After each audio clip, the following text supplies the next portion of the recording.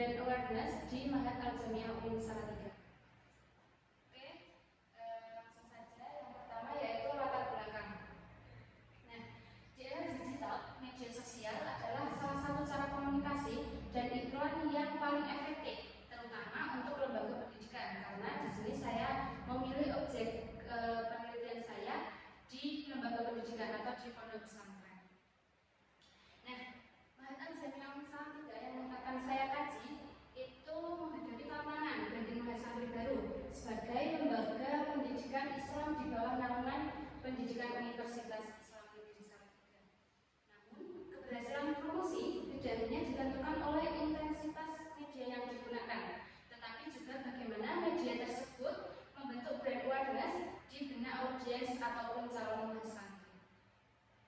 Nah, saya menemukan di berbagai penelitian terdahulu yang menunjukkan bahwa media sosial memiliki pengaruh terhadap peningkatan brand awareness. Namun masih sedikit penelitian yang secara spesifik mengkaji bagaimana media promosi Instagram dapat mempengaruhi jumlah santri baru dengan brand awareness sebagai para bermediasi, terutama dalam konteks lembaga pendidikan Islam seperti yang saya kaji Mahat Al-Jamiah. Berdasarkan latar belakang tersebut, saya tertarik apabila penelitian ini penting dilakukan untuk menganalisis secara empiris pengaruh media promosi Instagram terhadap peningkatan jumlah santri baru, serta menilai sejauh mana brand awareness memediasi hubungan tersebut. Nah, langsung saja di rumusan masalah. Di sini saya mengambil dua rumusan masalah. Yang pertama yaitu seberapa besar pengaruh media promosi Instagram terhadap peningkatan jumlah santri baru. Nah, yang kedua yaitu apakah dengan adanya brand awareness dapat memediasi pengaruh media promosi Instagram terhadap jumlah santri baru. Itu untuk rumusan masalah. Yang selanjutnya yaitu tujuan penelitiannya yaitu untuk mengetahui pengaruh media promosi Instagram terhadap peningkatan jumlah santri baru di Mahat Al-Jamiah UIN Salatiga dan juga mengetahui peran brand awareness sendiri sebagai variabel mediasi dalam hubungan antara media promosi Instagram dan juga jumlah santri baru. Untuk manfaat penelitiannya di sini ada dua manfaat, yaitu manfaat teoritis dan juga manfaat praktis. Manfaat teoritis yaitu saya harap penelitian ini dapat menambah wawasan maupun khazanah keilmuan, dan juga penelitian ini saya harap dapat memberikan kontribusi pada pengembangan ilmu pemasaran pendidikan, khususnya terkait promosi digital ataupun brand awareness. Oke, yang kedua yaitu manfaat praktis, yaitu hasil penelitian ini diharapkan dapat memberikan masukan serta bahan evaluasi dan strategi bagi Mahat Al-Jamiah UIN Salatiga dalam meningkatkan efektivitas promosi melalui Instagram untuk menarik santri baru serta kepada tim promosi PPDB atau panitianya maupun pihak yang terkait. Oke, lanjut untuk bab 2 yaitu yang pertama kajian teori. Nah, dalam era digital ini promosi tidak lagi terbatas pada media konvensional seperti brosur, entah itu baliho ataupun televisi. Kini media sosial telah menjadi salah satu alat promosi yang paling efektif dan menjangkau berbagai kalangan. Nah, promosi melalui Instagram dapat dilakukan dengan berbagai cara, seperti memposting konten kegiatan mahat, testimoni alumni, informasi pendaftaran, ataupun pamflet-pamflet prestasi atau kejuaraan santri ataupun pengurus, dan juga pencapaian lembaga. Itu bisa diposting melalui Instagram dan juga bisa membranding brand awareness di Mahat Al-Jamiah UIN Salatiga.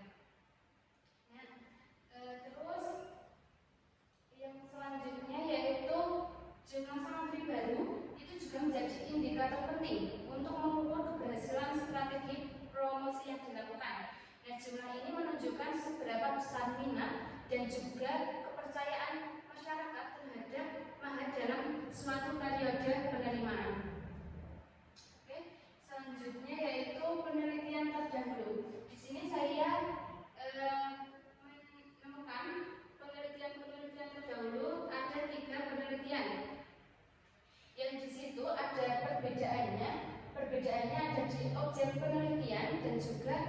di variabelnya. Oke, langsung saja. Yang selanjutnya yaitu kerangka pemikiran. Nah, media sosial telah menjadi alat komunikasi dan promosi yang sangat efektif, termasuk dalam konteks lembaga pendidikan. Salah satu platform yang paling populer atau paling sering digunakan oleh kalangan semua orang yaitu Instagram, karena kemampuannya dalam menyampaikan pesan secara menarik, cepat, dan menjangkau audiens yang luas. Promosi melalui Instagram juga dilakukan melalui berbagai bentuk konten seperti unggahan foto, video, feed, reels, ataupun lain sebagainya. Itu bisa dikemas secara visual dan komunikatif. Nah, tujuan dari promosi ini itu untuk membangun brand awareness, yaitu kesadaran masyarakat terhadap keberadaan, citra, dan nilai dari Mahat Al-Jamiah yang akan saya kaji nanti. Terus dalam konteks ini kerangka pemikirannya ada 3. Yang pertama, media promosi melalui Instagram berpengaruh terhadap brand awareness masyarakat terhadap Mahat Al-Jamiah. Yang kedua, yaitu brand awareness yang tinggi akan meningkatkan kemungkinan seseorang untuk memilih Mahat sebagai tempat belajar. Yang ketiga, peningkatan brand awareness akan berdampak pada meningkatnya jumlah santri baru yang mendaftar. Oke, selanjutnya yaitu ada diagram alur logika. Di sini yang paling utama atau yang paling puncaknya yaitu media promosi Instagram. Nantinya yang akan mencakup kualitas konten, frekuensi, dan juga interaksi. Nah, selain dengan media promosi Instagram, ada juga peningkatan brand awareness. Nantinya akan ada pengenalan, persepsi, dan juga kepercayaan. Nah, dengan adanya media promosi Instagram dan peningkatan brand awareness, nanti akan membentuk ketertarikan calon santri dari minatnya, dari pertimbangannya, dan juga dari niat mendaftarnya. Nah, dengan 3 itu, media promosi, peningkatan brand awareness, ketertarikan calon santri, pada akhirnya atau hasil akhirnya itu menjadi jumlah santri baru meningkat. Oke, yang selanjutnya yaitu hipotesis penelitian. Itu ada 2, hipotesis 0 dan juga hipotesis alternatif. Hipotesis 0 itu tidak terdapat pengaruh yang signifikan antara pengaruh media promosi Instagram dan brand awareness terhadap peningkatan jumlah santri baru di Mahat Al-Jamiah UIN Salatiga. Itu yang hipotesis 0. Yang kedua yaitu hipotesis alternatif, yaitu terdapat pengaruh yang signifikan antara pengaruh media promosi Instagram dan brand awareness di Mahat Al-Jamiah UIN terhadap peningkatan jumlah santri baru di Mahat Al-Jamiah UIN Salatiga. Oke, selanjutnya yaitu bab 3, metodologi penelitian. Yang pertama yaitu jenis dan pendekatan penelitian. Nah, penelitian saya ini mengambil menggunakan pendekatan kuantitatif dengan jenis penelitian asosiatif kausal. Pendekatan kuantitatif digunakan karena penelitian ini bertujuan untuk menguji hubungan antara variabel secara objektif melalui data numerik dan juga dianalisis secara statistik. Itu. Dengan pendekatan ini diharapkan hasil penelitian nantinya dapat memberikan gambaran empiris mengenai efektivitas media promosi Instagram dalam meningkatkan brand awareness dan mendorong pertambahan jumlah santri baru di Mahat Al-Jamiah UIN Salatiga. Untuk lokasi dan waktu penelitiannya jelas di Mahat Al-Jamiah UIN Salatiga yang merupakan lembaga pembinaan keislaman dan kepesantrenan bagi mahasiswa UIN Salatiga. Lokasinya menjadi objek utama dalam penelitian ini, dan juga waktu penelitiannya yaitu dimulai bulan Juni hingga September 2025. Rentang waktu tersebut mencakup proses perencanaan penelitian, penyusunan instrumen, pengumpulan data, analisis data, dan juga penyusunan laporan penelitian. Untuk selanjutnya yaitu populasi dan sampel penelitian. Yang pertama, populasi dalam penelitian ini adalah seluruh santri baru Mahat Al-Jamiah UIN Salatiga tahun ajaran 2025-2026. Dan populasi ini dipilih karena mereka merupakan pihak yang secara langsung terpengaruh oleh kegiatan promosi melalui media sosial, khususnya Instagram.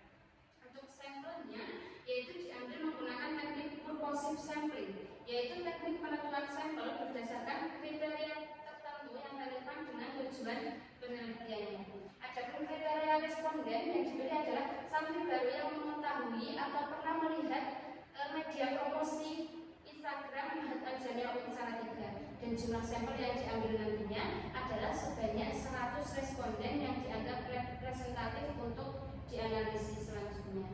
Nah, teknik pengumpulan data. Dalam penelitian ini, teknik pengumpulan data yaitu menggunakan kuesioner atau angket yang disusun menggunakan skala Likert yang memberikan 5 pilihan jawaban untuk mengukur tingkat persepsi responden terhadap masing-masing indikator variabel. Nah, selain dengan kuesioner, yaitu peneliti menggunakan observasi, dokumentasi sebagai data pendukung, khususnya untuk melihat bentuk konten promosi Instagram yang digunakan oleh pihak ataupun panitia Mahat Al-Jamiah UIN Salatiga. Nah, yang selanjutnya yaitu variabel penelitian dan definisi operasional. Di sini ada 3 variabel utama, yaitu variabel independen yang mengacu pada aktivitas promosi yang dilakukan melalui akun Instagram resmi Mahat Al-Jamiah UIN Salatiga seperti unggahan konten, feed, reels, ataupun lain sebagainya. Nah, yang kedua yaitu variabel mediasi yang ditujukan pada tingkat kesadaran calon santri terhadap keberadaan dan identitas Mahat Al-Jamiah sebagai lembaga pesantren mahasiswa. Yang ketiga ada variabel dependen, yaitu diukur berdasarkan jumlah pendaftar atau santri baru yang masuk serta persepsi responden tentang keputusan memilih Mahat berdasarkan pengaruh media promosi. Adapun definisi operasionalnya yaitu disusun berdasarkan indikator terukur untuk setiap variabel dan digunakan dalam penyusunan instrumen penelitian atau yang disebut angket. Oke, yang selanjutnya instrumen penelitian yaitu kuesioner yang dirancang berdasarkan indikator dari masing-masing variabel. Pernyataan-pernyataan dalam kuesioner itu terdapat 5 poin, dari sangat tidak setuju hingga sangat setuju. Sebelum digunakan, kuesioner diuji coba terlebih dahulu untuk mengukur validitas dan reliabilitasnya. Oke, untuk uji validitas dan reliabilitas yaitu